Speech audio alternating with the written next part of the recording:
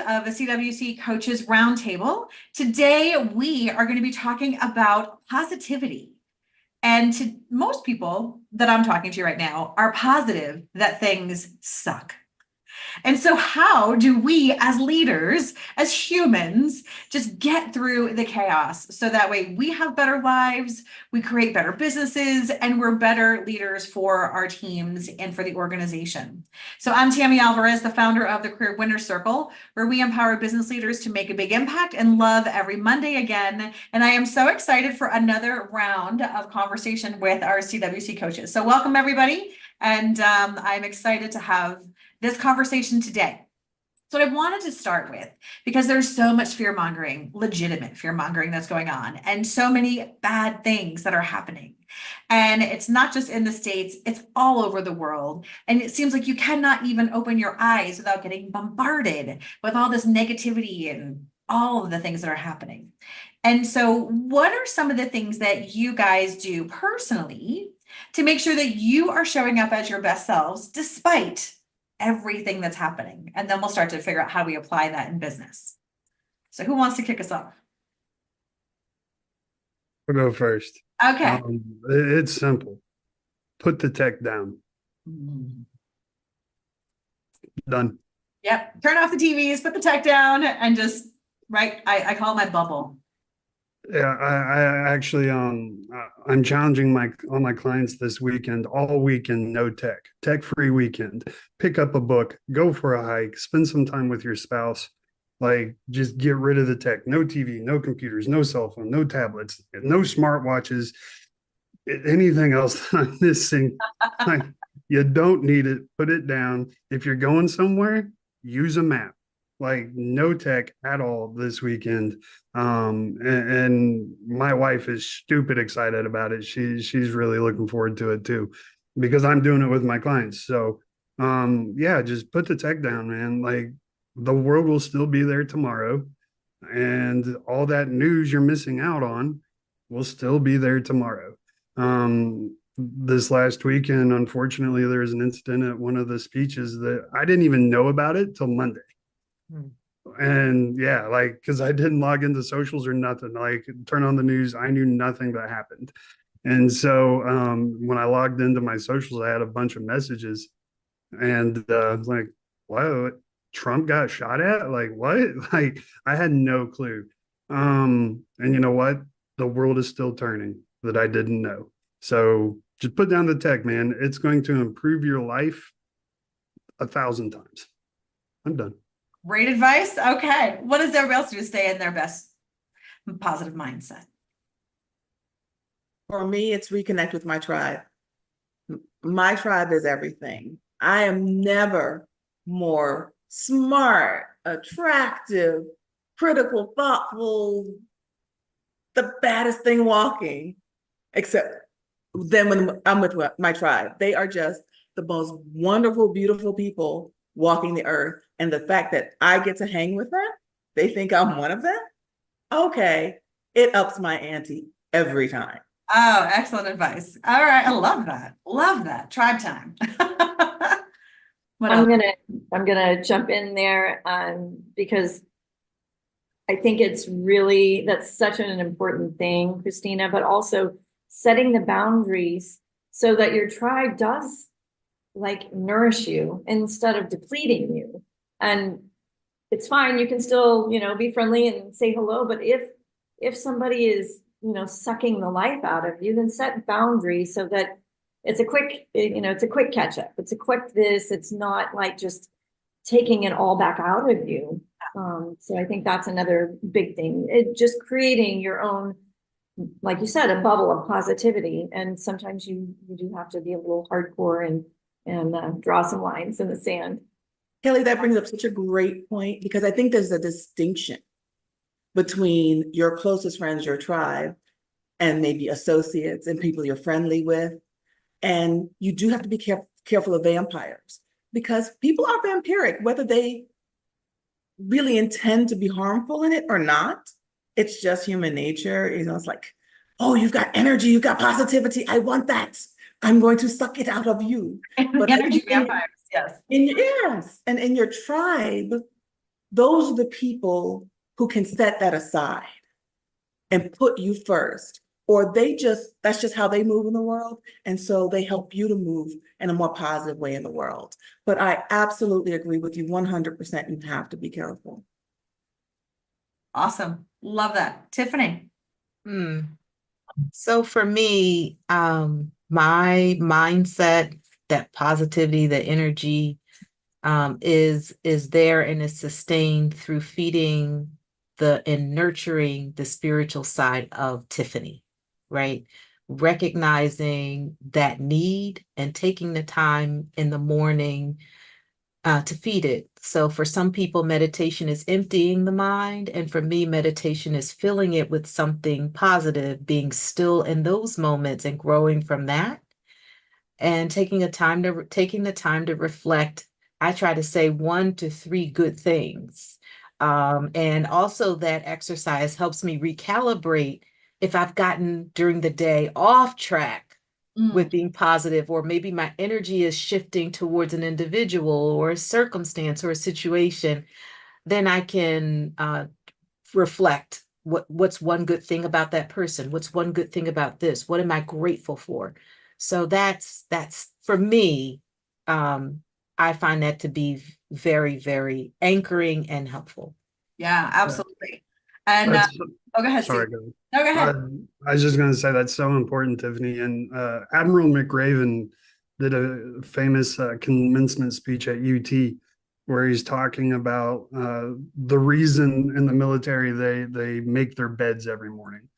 And he kind of equates it to, making your bed every morning, you're completing your first task of the day. You're getting your first win in quick, fast, and in a hurry, setting the tone for your day. And, if your day goes to complete crap, at least at the end of the day, you have a made bed to get into, a bed that you made. So like, that's so important. And to what you said, like, every morning before I even step foot on the floor, I have a gratitude journal that sits by my bed. And every morning I write at least 3 sentences of 3 things that I am grateful for, no matter what, no matter how I wake up. If I have a splitting, sometimes I wake up, I have migraines or whatever, no matter what, I write in my gratitude journal. And that instantly sets me off on the right path. Get up, make my bed, go exercise, all those chemicals getting pumped through my body. Then, like you said, meditation, it's so important. Clear the mind, put good thoughts into the mind. Your morning routine to me is like, you can take everything away from me, but if you take away my morning routine, we're going to go fisticuffs. That's going to be a big problem. I can't function without it. Like, Right. For a while, it took my husband some time to understand. He was like, "What are you doing? Like, I know you're awake, but like, what are you doing?" So I had to bring him along. We have a very different pattern and way of being, and I need it. I recognize I have to have the first 30 minutes, hour, sometimes 2 hours, which means I have to rise earlier to get going earlier. But that's what's sustaining me through the day. And that's what's helping me to be a principle-based leader, right? You got to feed your soul with principles in order to be a principled person. So, the reading I do in the morning on scripture, the meditation I do, the prayer, the gratitude process, the exercise, like that daily routine, like you say, Stephen, like I can't function. And I probably am not a nice person or a good person to be around without it. My husband will tell you. Well, you saw me a little grumpy this morning as we were having our meeting, right? But as I was having a cup of coffee this morning. And I think all of this is absolutely amazing. And we should be thinking about this as leaders, because we set the pace, we set the example. And many times, for those of you who are, CWC followers in terms of what we have to say and the ideas that we share, we talk about being able to have the opportunity to lead with urgency or to lead with panic. And I think it's the same thing from a positivity perspective, not necessarily Pollyanna, where, we're just going to put our head in the sand and pretend none of this stuff is happening, but we do have a choice in how we respond to this. And I do all the things that you guys talk about. I turn off the tech and I get my time in nature, because that is where I recharge. But the one thing I have found as a leader that really helps me stay in that mindset for myself and for my clients, as well as for our team, is I've built a practice of intentionality Mm, where before I do anything unique in the day, I will take 60 seconds and be like, how do I want to show up for this in this moment? And what do I want to be? And how do I want to be there for other people? So whether it's a one-on-one with one of you guys, or a coaching session, or a sales call, or, a press interview, it doesn't really matter, but taking that minute to just get rid of the junk and, okay, I've got the next 30 minutes deserves my entire attention. So what is my intentionality there? And I find that personally, that helps me stay in that positive mindset, because you just kind of get rid of all the crap. I'm focused on the next hour, the next 30 minutes, whatever, and let's get the best out of this for myself and for those that I'm engaging with. So hopefully some of these things are going to help you. Those of you who are watching, just build your little bubble, find your happy place, and build these practices that are going to help you be strong so you can be there for everyone else. I love sharing examples of what good looks like. So can you guys think about a time where a leader demonstrated this level of positivity during a particularly difficult time, and what that impact had on you personally?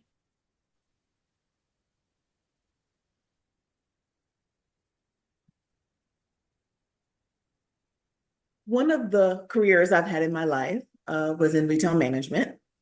And I was an assistant store manager for the training store for my district.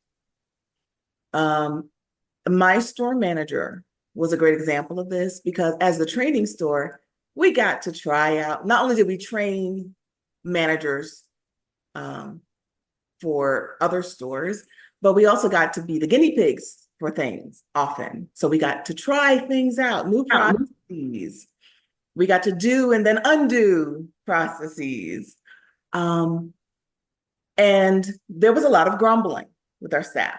It's like, oh, another new thing that we have to do, or this isn't going to work, and why are they making us? But our store manager always brought incredible positivity to everything. It was, oh no, we can do this. This is going to be great.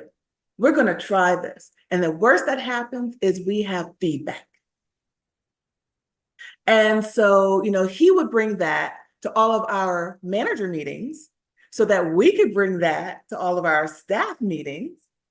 And, just kind of head stuff off at the pass and be like, hey, we get to work at this training store. This is part of what we do. And in the feedback, we get to influence what the whole company does.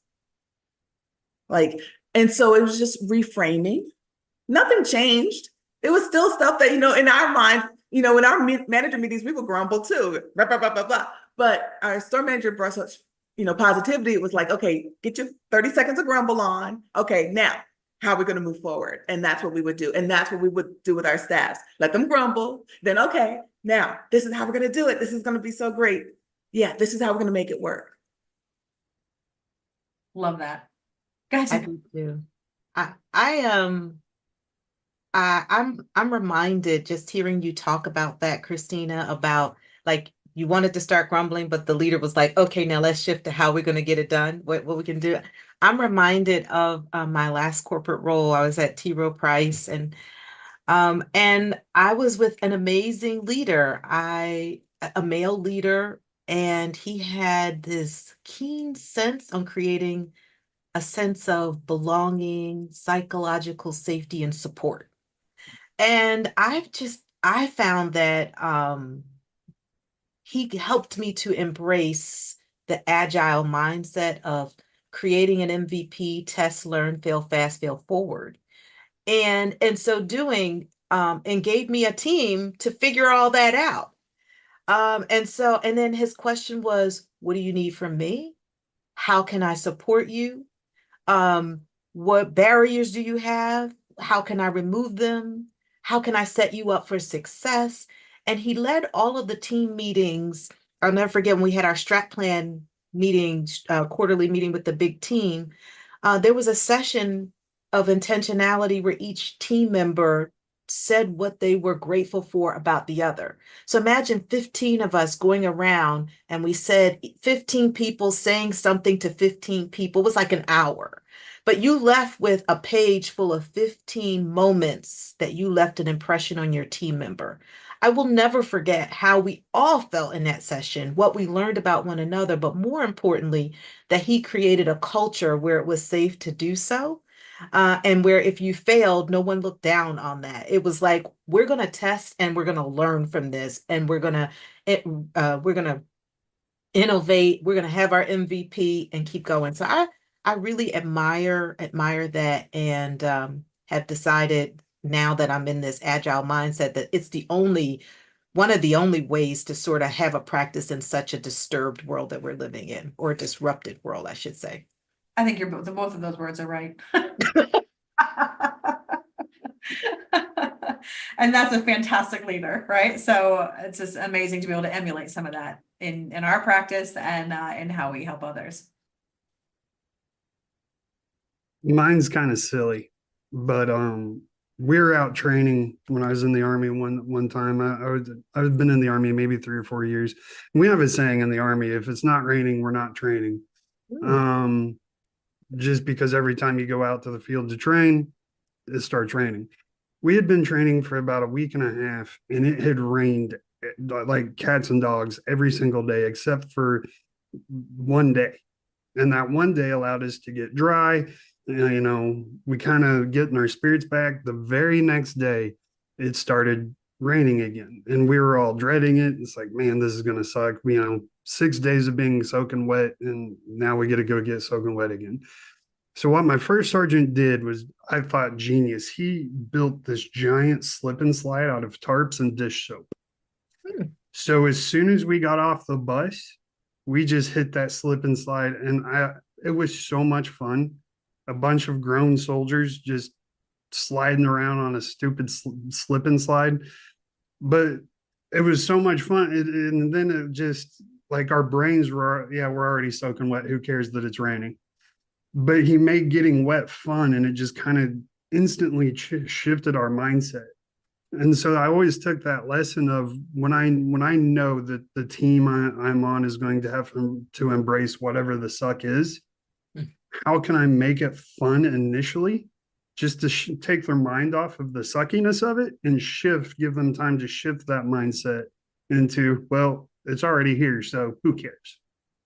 I love that, right? Just make some fun of the suck.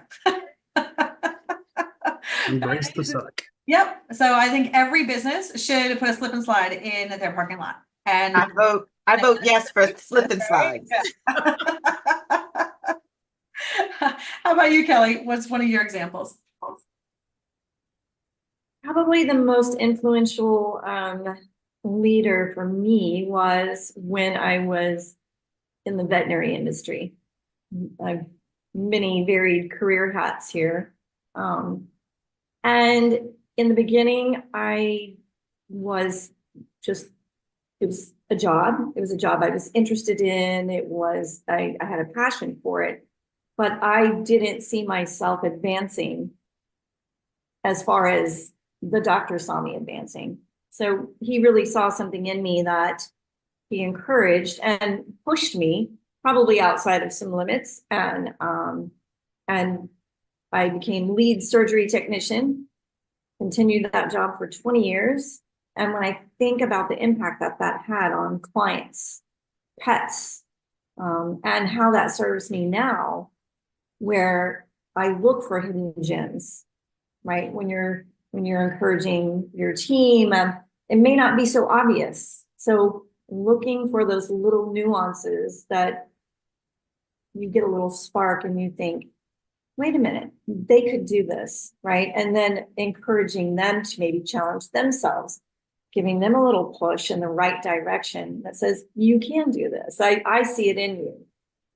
So I love that little push of a challenge that maybe you didn't recognize and maybe somebody else doesn't see in themselves. Too often, right? If we only saw ourselves as well as others saw us, our inner voice wouldn't be such a dark and scary place. Right. Yeah, I think for me, one of my standout moments was earlier in my career. I was on a transformation team and we were changing a lot of things. And they were all customer facing, trying to onboard customers faster and, make the experience better and make our products better and all these things. And our team just became like the bullseye for the entire company to just laser focus in on and take pot shots at. And we just all felt like we were persona non grata. And it was just really demoralizing because people were just afraid to change. So it was easier to attack than to participate. Later you realize these things. When you're young in your career, it's like, what the hell's going on here? And so we were all pretty down. It was a big team. It was probably 50 of us that were working on this thing. And my boss called an offsite where we're like, this is the last thing we have time for. So listen to, her prattle on for God knows, however, with all the executive speak.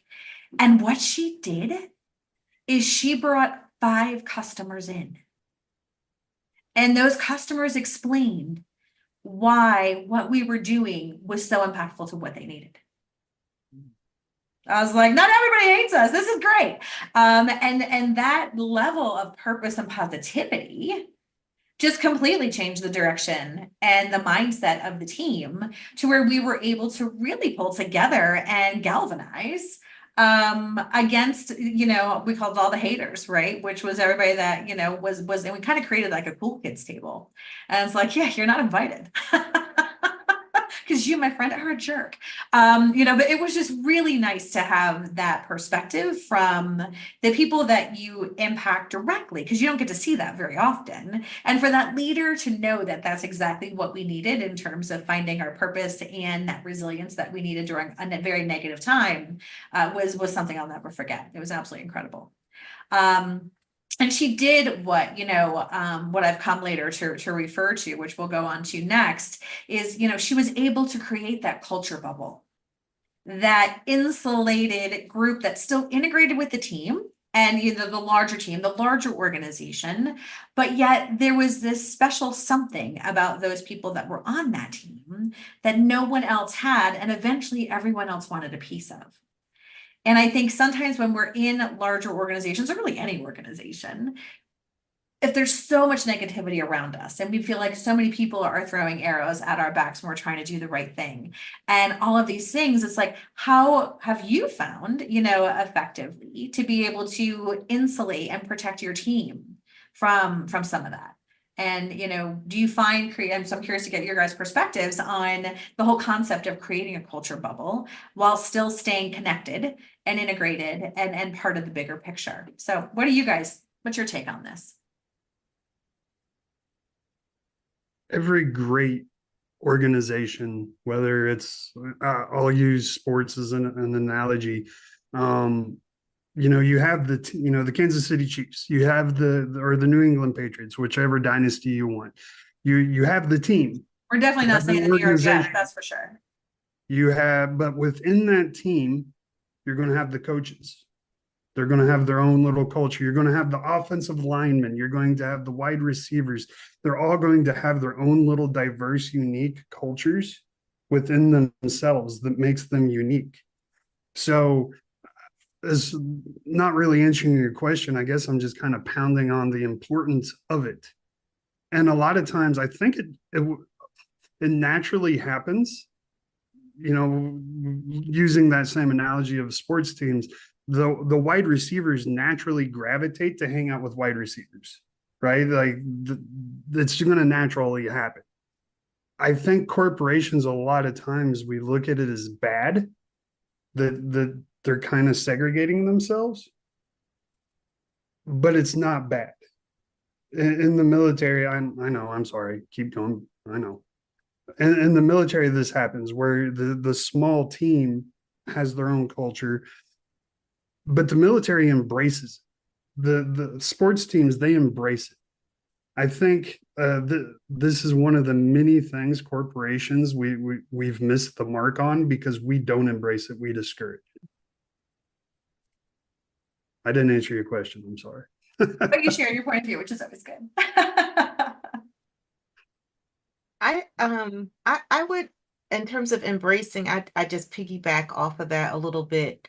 And as I think about your question, Tammy, I think in terms of having a culture bubble, you got to first figure out where there's toxicity and why, and where the challenges are coming from and why. And oftentimes it comes from a lack of understanding of one another.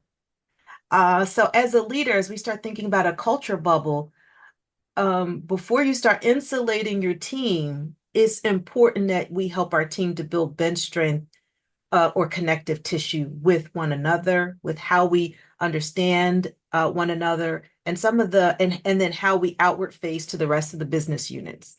And the stronger the organization gets at understanding one another, we then reinforce this new culture or way of being. So it's less toxicity, more cohesiveness, more connectedness, because we understand one another and we understand how to reach each other. And then we can lead and understand and assume positive intent because we have a greater level of awareness and understanding of one another. So I know your question was around a culture bubble and insulating your team. And I do think there are times you have to do that. But I also think when we get down to like the root cause of why we need to insulate our team, I think as leaders at the top of the house is where we start to think about culture shaping and creating this leveling out the playing field when it comes to understanding, having common language for which we relate to one another and connect to one another. I think when we do that, I think there's even less of a need to have that bubble.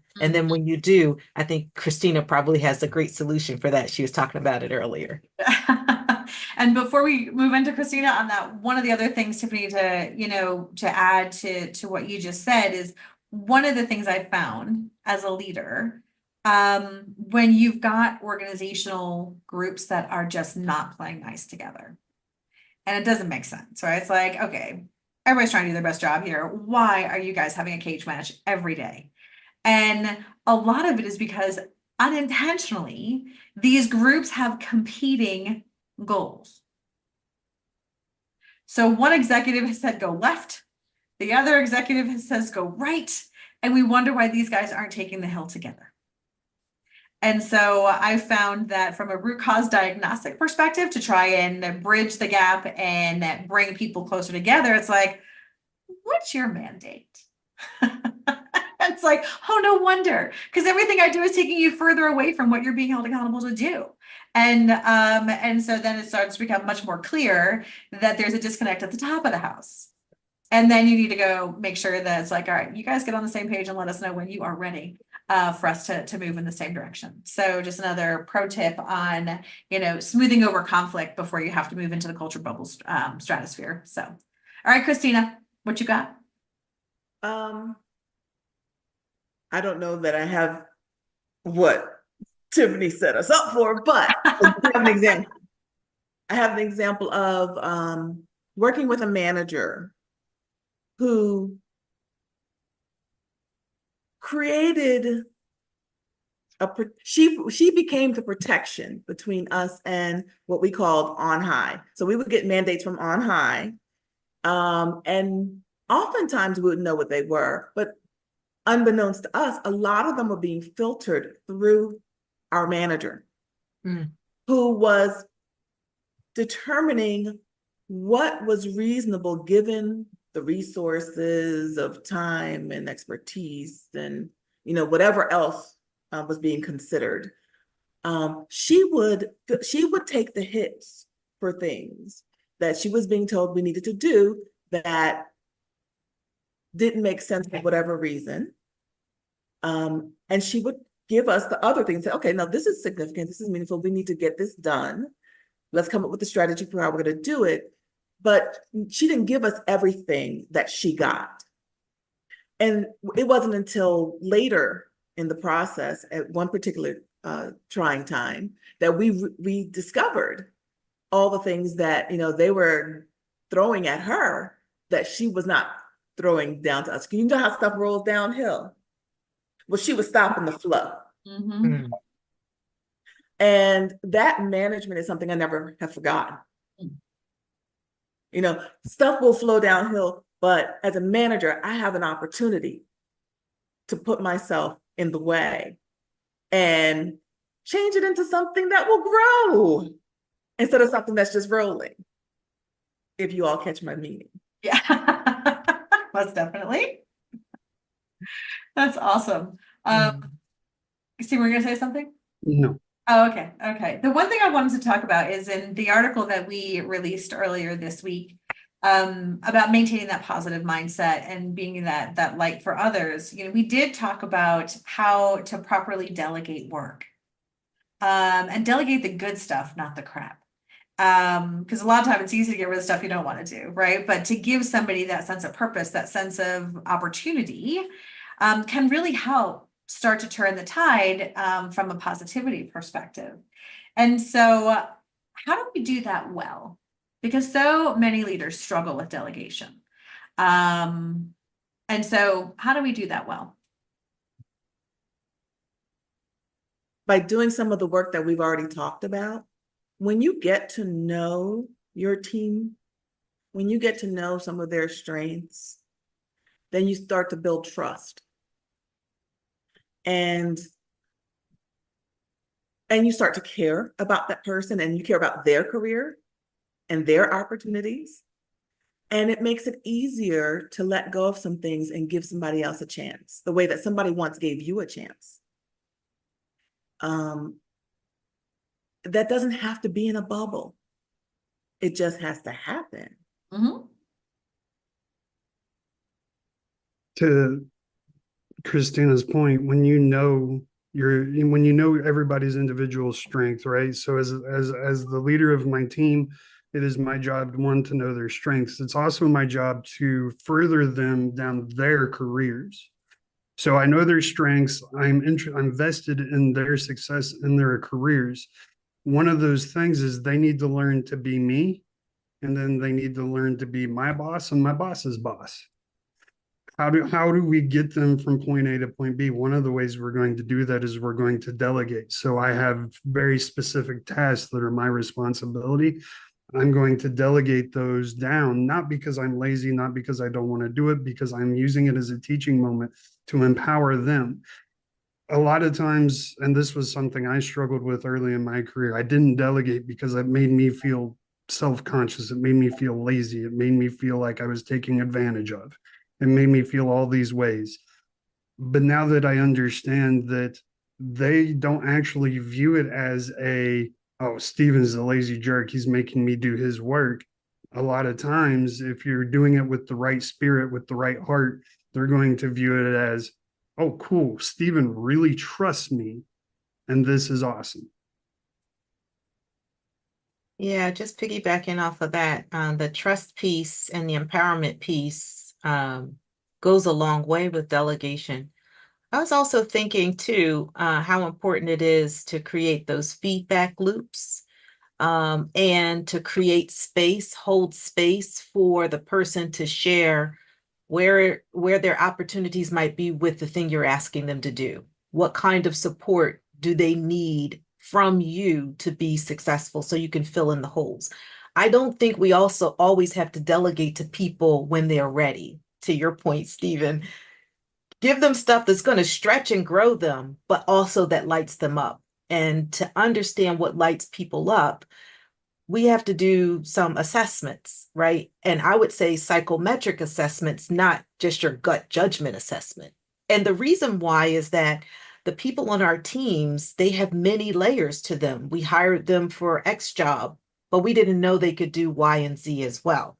So assessing their capability and their core competencies so that you know where you may need to provide more support, because of they're really excited, but they may not really know how to do it, or they know how to do it, but they're not really that willing to do it or really that excited about it. So we know whether we're delegating hands-on or whether we're supporting. So I think we have to understand where people are so that we support them appropriately and not micromanage, but then stretch them as well. And again, those assessments, both from a competency and a leadership perspective, and a personality perspective, really, really can go a long way. And finally, those loops, putting them on the calendar when you give it to it. Here's our touch points.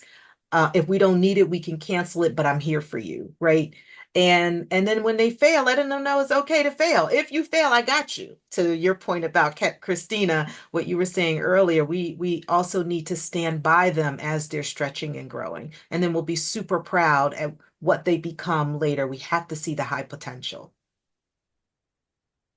That makes so much sense. And I think two things that tap onto this, and then Kelly, I'll turn it over to you as well, is the things I've also found that work with that is to understand where their true motivation is.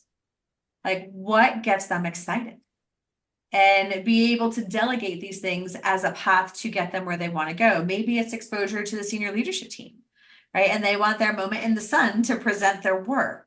Or maybe it's to grow. I found that, you know, people with a growth mindset are able to stay in that area of positivity when they're growing. Like for me, whenever I go into a grumbly space, I'm like, I need to go learn something, because that will take my mind off of my cranky self and give myself something to do, right? And so I think, you know, people with that growth, sorry, Stephen, you know, just that growth space to get them motivated and to help them grow. So I think taking all those things is really helpful. And as the former president of the Control Freaks Anonymous Association, you know, I had a hard time with delegating. It was really hard for me. And a lot of my clients, no matter how senior they are, it still is difficult. And one of the things I found is really helpful for the leaders to be able to do all the things you guys talked about and not ruin it by being too much or too little, is to have that person walk you through their process. What are they going to do? When are they going to do it by? Who are they going to talk to? What problems do they think they're going to run into? Because if you can coach before they start, instead of feel like you got to double check everything and play cleanup, two things happen, right? You can get them to put the right process steps in that they may have forgotten about or not known. And you may actually learn something because they're taking an approach that you wouldn't have. So just things to think about for those of you that might have a problem or two with delegation, which I can fully respect and understand. All right, Kelly, what's your take on this? Communication. Communication is absolutely essential.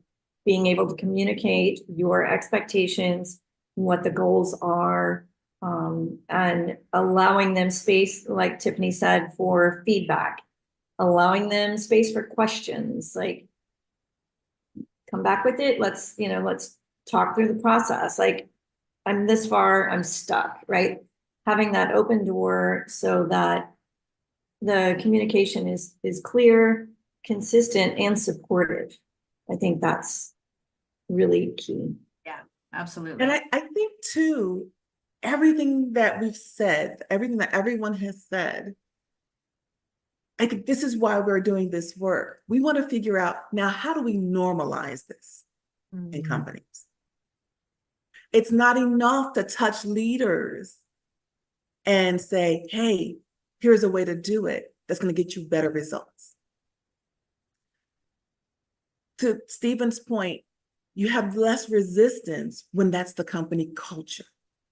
When everybody knows, you come here, we're going to give you real work to do, not busy work, real work. We're going to stretch you, we're going to grow you, we're going to give you opportunities.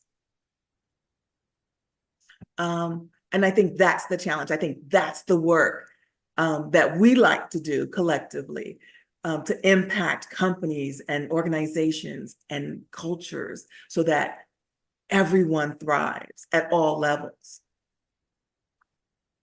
Well, there's a good mic drop right there. Go ahead, Stephen. Can I piggyback off of Kelly for a second in her communication? Yeah. I was on a flight home from Iraq, probably 2007-ish. And I was flying home by myself. And so I was flying with another unit that was returning home permanently.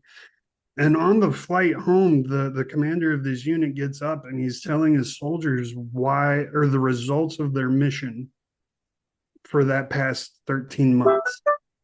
And basically what it boiled down to is the area they were operating in, they reduced IED strikes throughout the entire Iraq theater by 65 or 70%. It was huge, right? But here's the thing, the morale on this plane, even like these guys are going home. They've been away from home for 13 months. They're going home. They should be like stoked, right? Their morale was total garbage. And I couldn't figure out why. And then after the commander does this, explains all this, one of the soldiers who I was sitting next to looks at me and goes, it would have been nice to know, 12 months ago. Mm. It would have been nice to know why we were getting shot at, blown up, all the things, bad things that are happening to us. It would have been nice to know that like we are having an impact other than just what we saw. Yeah. And that hit me, like their morale was so low because they didn't know why. No one had communicated the why to what they were doing. So that communication of why is probably, in my opinion, one of the single most important things a leader can do, whether it's delegating or just improving morale, improving culture, whatever. Can you always communicate the why and communicate the results? Completely. That's just so important. And we always spend a lot of time talking about the what, the when, the how, right? But the why we leave out too often. So I think that's a fantastic pro tip in terms of keeping us focused on that. I was gonna add, I think for most of us, when we start thinking about the difference between managing and leading, it's that piece that unifying people or uniting them around your vision, a vision, building coalition around a vision. That is so critical. And I think that's sometimes a differentiator, right? So people will line up and get behind you if you lead that way, to your point, Stephen. And you're keeping people informed. And then when there's nothing to inform them about, when they're managing in the neutral zone, we're letting them know that there's nothing that they need to know about. But to all of your point, Kelly and Christina and Stephen, I agree that communication is key, and that vision piece is is as critical as well. All right. So our last round of questions today is when you're working with your clients, whether they're companies that are trying to culture build, whether they're individuals trying to find their way, what are your recommendations and what do you tell your clients in terms of how to stay in this area of, positivity for themselves and for their organizations? Stephen, I'm going to call you out. I know you've got a bit of an untraditional point of view that I think a lot of people will benefit from that perspective. So I'm going to have you go first, please, and thank you. Of course. Yeah, so I do everything a little bit different. I do what I call reverse catastrophizing. And so for those, I'm sure most of you know what catastrophizing is, but just for argument's sake, I'll explain it. Catastrophizing is when you are presented with a problem and you instantly find yourself at the very bottom, worst case scenario. And that's where your psyche, that's where your emotions, that's where your physical presence is operating from. I'm operating from the worst thing that could possibly happen to me. I do it in reverse, right? So, and we all catastrophize to some extent, right? It's just naturally ingrained in our brain. We do it, we don't even realize we're doing it. So I've trained my brain to start at the end and work its way forward. So the very first question I always ask, no matter the problem, man, like, Stephen, we're running out of money. The very first question, is it going to kill me? Most cases nowadays, it is no.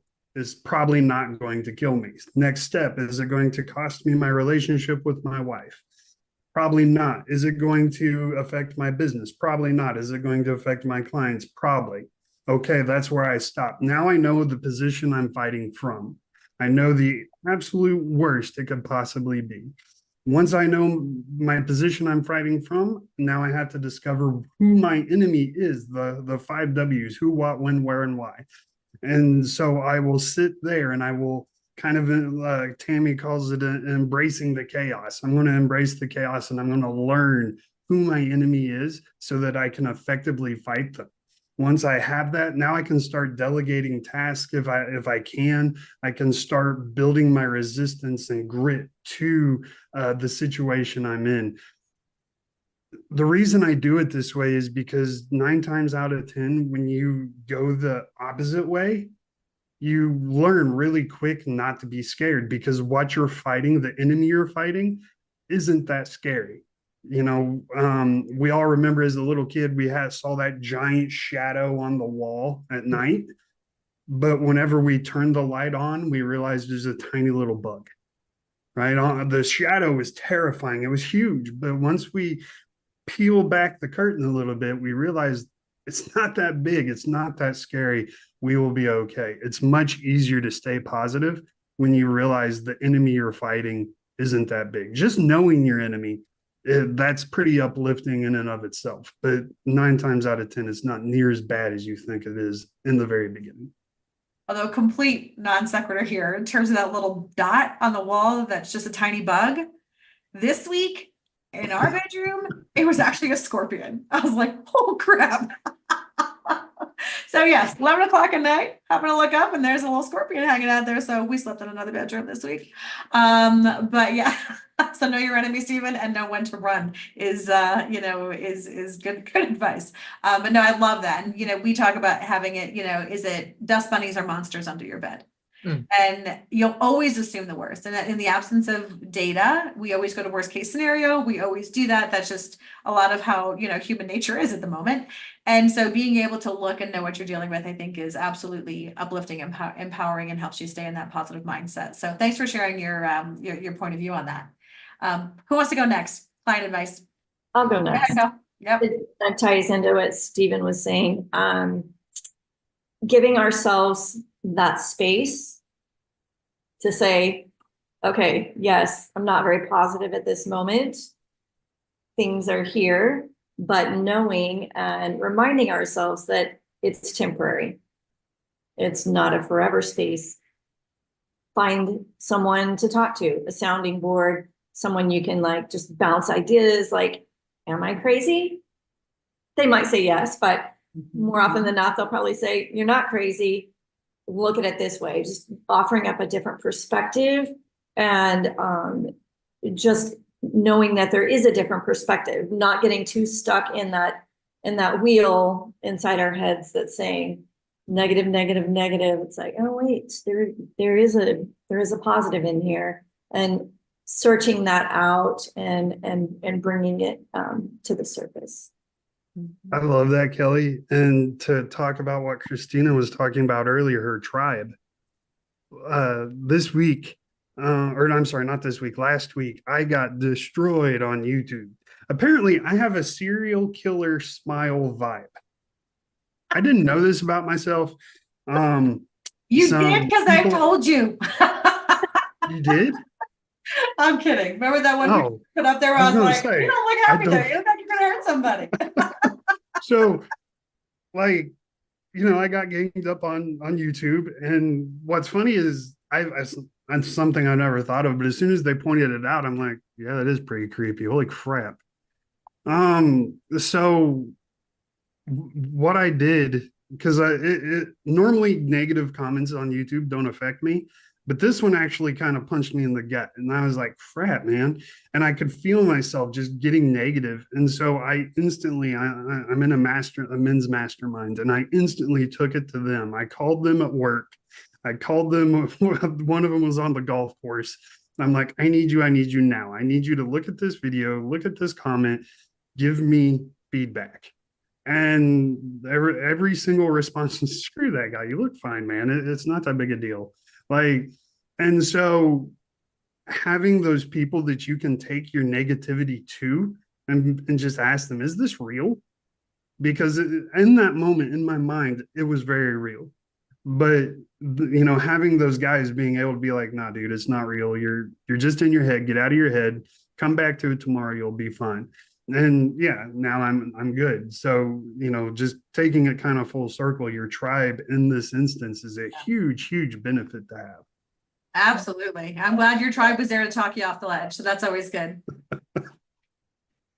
For me, my approach is one of curiosity, like gratitude and curiosity. So I've developed a habit of thanking the person for whatever it is they're sharing, even though it's negative, or that's a very interesting perspective. And then I get curious. Can we talk a little bit more about that? Because I really want to understand the place you're coming from, and I want to grow. And I find that shifts the energy so much so. And then I follow up with, I really respect X, Y, and Z about you, or I really admire X, Y, and Z about you, so your opinion matters. And that puts me in a different place, right? Instead of feeling defensive and assuming that I know why they said that, or, assuming that I know the place they're coming from, I'm assuming something very positive first. So gratitude and curiosity, this practice that I've been implementing really has helped me move from the place where I wasn't so good at receiving feedback. And if you can't take criticism, people will stop giving you feedback because they're afraid of you, right? So, and that's only something that through time we shift that narrative, right? Because we have a new way of being and a new normal. And so that wasn't always I wasn't the best version of myself. And so I have found that has really helped me, number one, to not absorb negative energy, two, to crystallize and clarify the place they were coming from. And because I assume positive intent, the relationship stays intact. And then I walk away with, most of the time, it's something I can use. Sometimes it's something I put in the bank for later. And then other times, because I've asked them to clarify into that with me, it's caused them to do a 180 or 360 sometimes, because my curiosity caused them or gave them permission to be curious. And so that's been helping me to just stay in a really good place with people. I don't know, I hope it helps. And it's kind of fun to mess with people in a very positive way when you do that, right? So just a little bit like, but good intent, but you can have a little fun along the way too, right? All right, Christina, bring us home. My advice is typically about keeping your bucket full. You can't give what you don't have. And to be positive, to be your best self, to be curious, to be willing to give someone grace and give them the benefit of the doubt. You've got to feel a certain way within yourself. You've got to have a certain mindset about things, which we typically don't have when we're feeling depleted. When we're feeling depleted, our nerves like rise above our skin. And someone just walks by us and it's like, oh, that person hates me and thinks I'm awful and I'm the worst thing and they're my enemy. And, so what are you doing to keep your bucket full, to refill your bucket on a consistent basis? Because all of us, one of the ways I help refill my bucket is by pouring my bucket into other buckets. That's just the way I'm built. But I can still get depleted. And then when there's that opportunity to pour in and I don't have to give, everything just becomes worse, right? So it's a lot about just keeping your bucket full by whatever means. We opened up this session talking about a lot of the things that people can do, to help keep their buckets full, but you've got to maintain that. You've got to commit to that. It's the commitment to leadership requires it. Just like Tiffany needs her routine in the morning. You've got to do the things that enable you to have the access to the tools. Because having the tools, knowing how to use them, but you can't access them, is pointless. Excellent. I love all of that. So let me bring this home and we're going to wrap up this episode of Positivity. I know I'm going to have a great day as we're done recording this. But Stephen alluded to a little bit in terms of embracing the chaos. We cannot control almost everything that is going on around us right now. We just can't. But the one thing I have found time and time again, without question, is that during times of chaos, there is always opportunity. And when everyone else is hiding under their desks, hoping not to get fired, or, at the water cooler, just commiserating about how horrible things are, or blowing up a meeting because they don't have a better idea, those are your moments to thrive if you choose to take the challenge. And when you do that, you put yourself, your team, and the organization in a position of strength, in a position to grow. And I think that's what we all want as leaders. So I would encourage you today for that one thing. Where's your opportunity? And then make sure you reach out to us and let us know. So we are all here. Thank you guys very much for a fantastic conversation today.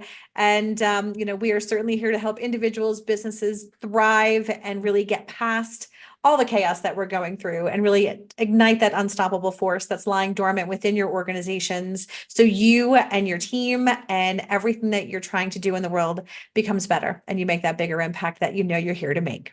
So thanks again for watching another